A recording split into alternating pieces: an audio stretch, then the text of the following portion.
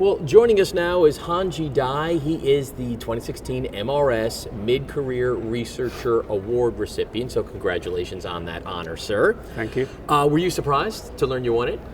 Yes, I actually got a phone call from the president of MRS out of the blue, and I was not expecting it. So it was a total surprise. Yes. Okay, well, great. And you're here for the spring meeting, and you're going to talk later on at this meeting on carbon-based nanosciences. Mm-hmm. Can you give us just a preview? Yeah, basically the talk is going to be about the work we have done on carbon nanomaterials in the past 20 years that I've been at Stanford. Mm-hmm. It's a long time. Yes.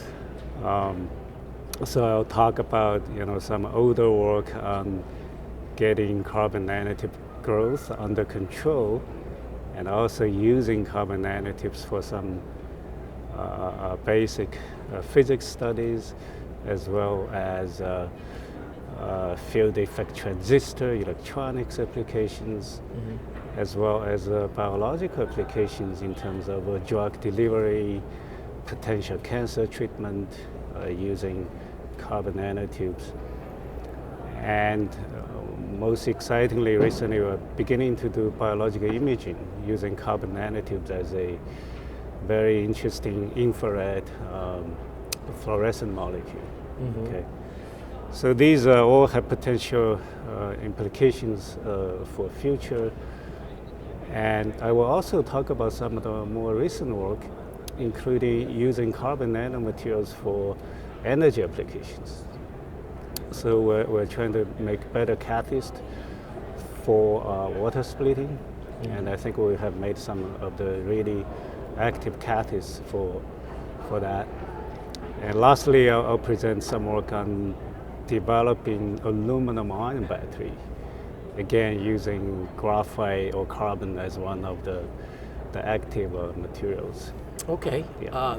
You mentioned biological applications, mm-hmm. And in the medical field, biological field. Explain some of the practical applications that a non-scientist mm-hmm. might see in that work.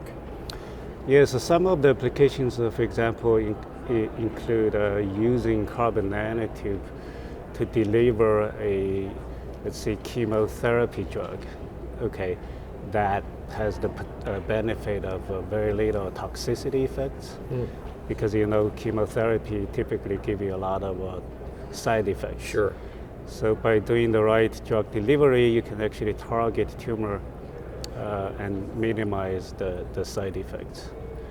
Not only that, you can also utilize some of the optical properties of these materials to get treatment effects that you don't get with a regular drug, like using light to help destroy cancer cells, because these materials will absorb a particular wavelength of light and heat up the cancer cells selectively, and then you can kill cancer cells that way.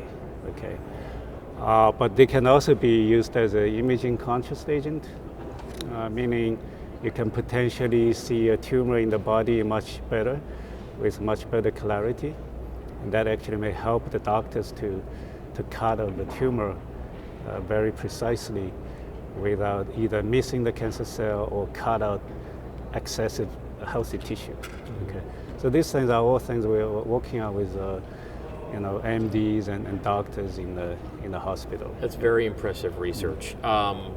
Whether it's biological or in some other field, what are the next phases of research in your work, in your field? Well, in my field, I'm a scientist, so I'm always interested in discovering new materials. I think this really is the same as MRS. Sure. Discovery and making materials with new properties. But at the same time, at my age, it's mid-career, right? So I also care about applications. Mm-hmm. So I want the materials to be useful and really make an impact to the society. Hongjie, thanks so much for being here and joining us, and once again, congratulations on your award. Okay, thank you very much. You got it.